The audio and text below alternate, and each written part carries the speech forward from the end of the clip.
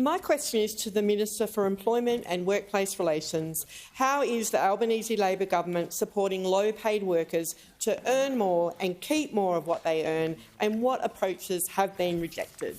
Call to the Minister for Employment, Workplace Relations and the Minister for the Arts. Thanks, Mr Speaker, and thanks to the member for Gilmore, another member of this place committed to making sure that Australian workers earn more and keep more of what they earn. A big part of that is the government's approach to the annual wage review.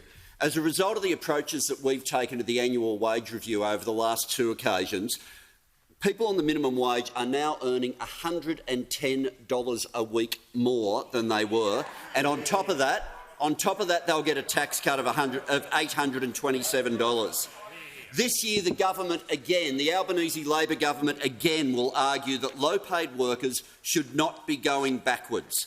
Now, that position is not matched by those opposite.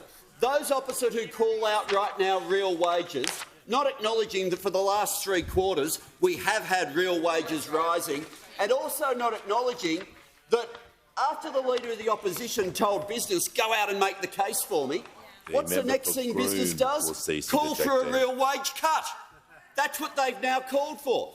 The 2% claim that has been put forward for business now is a real wage cut. Exactly their actions after they get the rant from the Leader of the Opposition telling them you need to go out there and go harder.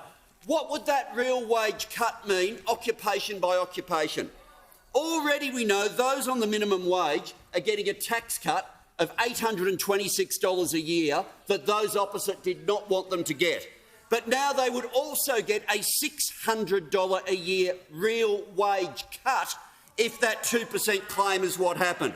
Already we know a cleaner on award conditions is getting $1,047 a year extra on tax cuts, but the wage cut, they didn't want them to get the tax cut, and now there'd be a wage cut of $620 a year for a cleaner. For a retail worker, $640 a year wage cut in real terms.